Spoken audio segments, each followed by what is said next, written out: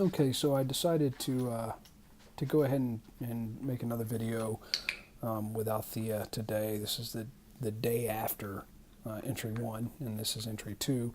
But I just want to explain a little bit about my philosophy in training and what's going on here. So this is the practical application of classical conditioning, and that's clicker training. And so we're in the early stages, and all I'm doing here really is what we call charging the mark.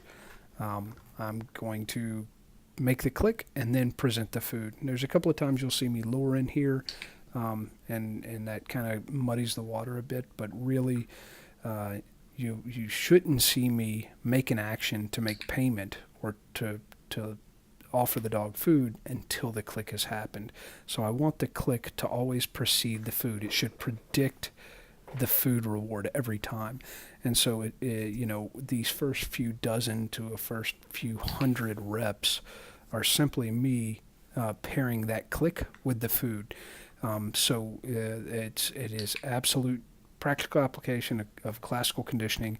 What we know of classical conditioning, if you've heard of Pavlov's dog, Pavlov was a physiologist. He was studying the digestive system of dogs, and it was important for him to note that when his assistant walked in to the room and a tone went off before the assistant fed the dogs on a daily basis, that the dogs over time began to salivate when they heard that tone. And that's a reflexive response. The dogs don't intend to salivate. It just happens naturally. And so it's what we're hoping to accomplish here with the click is to create a reflexive response in the dog's brain. And namely, that is sending a shot of dopamine to the reward centers in the brain. So, through these first weeks of doing this, really the most important thing is that I click and feed, and that the dog begins to associate reflexively the click with that food. And so they begin to feel excitement and anticipation every time they hear that, and therefore it'll take on the power of what's either known as a marker or a bridge. So I can mark a specific behavior in a specific moment in time later, and that'll take us into operant conditioning. And I'll explain that in either the next video or a couple of videos down the road when we get to that. But for now, all I really want is click and treat, click and treat, click and treat.